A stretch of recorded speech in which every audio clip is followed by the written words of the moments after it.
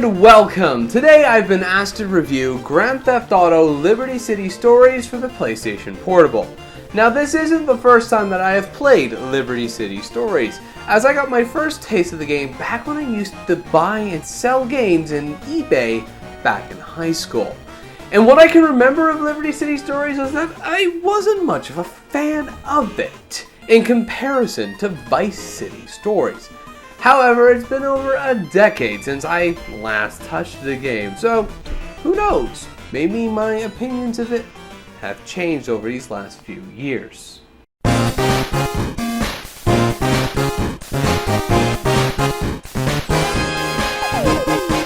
Today's video is sponsored by 16-Bit Store. At 16-Bit Store, we design and 3D print a variety of items for your video games and consoles. From our styluses to our display stands, we take pride in our designs for all products that we create and the finished quality of our prints. If you are interested or just want to help out the channel, why not visit the 16-Bit Store today? And if you use offer code 16BitReview on Etsy, you'll get 15% off your order when you buy 2 or more items. Now, Grand Theft Auto Liberty City Stories is a prequel of sorts to Grand Theft Auto 3 for the PlayStation Portable. And though it might not seem like a lot nowadays, especially since your phone can play Grand Theft Auto, but back in 2005, an open-world sandbox game like this on a portable system was unheard of, at least from what I can remember. Though Liberty City Stories is a fully fledged GTA game, it was designed to run on the PSP, or at least within the constraints that the PSP provided. And the same compromises that was made in Vice City Stories were also found, most likely got their start from here. So you'll see graphical glitches and crunched down blocky graphics here and there. Texture pop-ins were notorious for PSP games, and low quality audio and free moving camera controls were also a given, since the PSP didn't have a second analog stick and UMDs had a 2 GB data cap.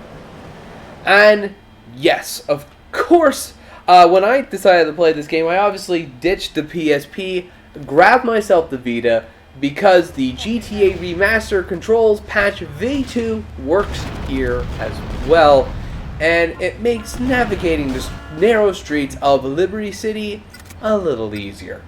Thankfully, the gameplay is not impacted by being crunched down for the PSP, with my only real complaint being the wonky controls for the cars. In comparison to Vice City Stories, the cars just feel stiff to turn and refuse to go where I want them to. It almost reminds me of the driving controls from Grand Theft Auto 4, but with a lot less bouncing. And in terms of gameplay itself, I would compare this game to at least what I can remember of Grand Theft Auto 3. The level layouts and mission structures are pretty much the same, from helping out the family to making money by doing odd jobs and building up your street racing rep. I think racing was part of GTA 3, but I can't remember. I haven't played the game in a while. And honestly, it all works so well on the go. It actually surprised me. The short, sweet stories don't take up too much of your time, and while they're easy to put down when you have to go, it's also really easy to pick them back up when you're ready to play again. So, overall, Grand Theft Auto Liberty City Stories is a good game, and though I do feel it could use a bit more polish here and there, it's a fun experience overall. Technically, there is a lot for me to like in Liberty City Stories, and in many ways, it is so similar to Vice City Stories that I should like it by default. But even after playing this game for a while, I am struggling to find a reason to continue playing through the story missions. And I think that has to do to the simple fact that Liberty City Stories is just so heavily based on Grand Theft Auto 3. A game which I do enjoy, but never could get into, especially its story. The reason I don't like GTA 3's story is because it doesn't really have that strong of a lead. I love it when you have a very strong and potentially charismatic lead that you play as. And Tony, sadly, is just a blank slate himself, being mostly a yes man like Claude from Grand Theft Auto 3. Thankfully, unlike Claude, Tony does have a voice, and he does speak his opinions rarely.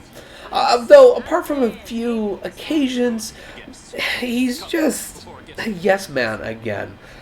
I want to like him, but I really do prefer someone like Victor in Vice City Stories.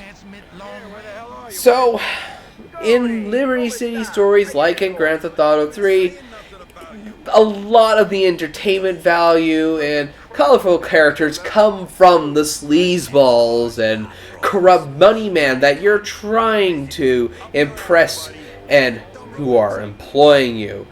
And I know there are a lot of people who do like this Grand Theft Auto game, but sadly, this kind of GTA game is just not my cup of tea.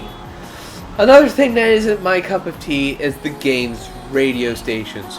For the most part, they do work, but apart from one or two songs, I'm just not the biggest fan of them. This is probably due to the fact that the radio stations that I prefer is full of original songs, rather than the licensed soundtracks that I am used to in other Grand Theft Auto games, like Vice City Stories and San Andreas. That's not to say that there aren't licensed songs here, they're just in radio stations that I'm not a fan of. And as for an original soundtrack, it's actually not that bad, especially if they're trying to mimic a certain sound, which they do really well, or convincingly. But I really would have preferred some more licensed songs scattered in the mix. It would have made it a lot more palatable or easier to get into. Now thankfully, Rockstar did include an option to add in custom radio stations, so even though it's not a part of the game, Tony can just go on a killing spree or running over pedestrians while listening to Barbie Girl. But back to Liberty City Stories. Despite the various things which this game does that sours my opinion of it, I can't find myself hating Liberty City Stories like I used to. It's a competent game with lots to do and to see, with a fun challenge that makes replaying failed missions a breeze. I actually prefer the shorter mission structure here, as it makes the game easier to put down and easier to pick up in comparison to some of the longer missions that's in Vice City Stories or San Andreas.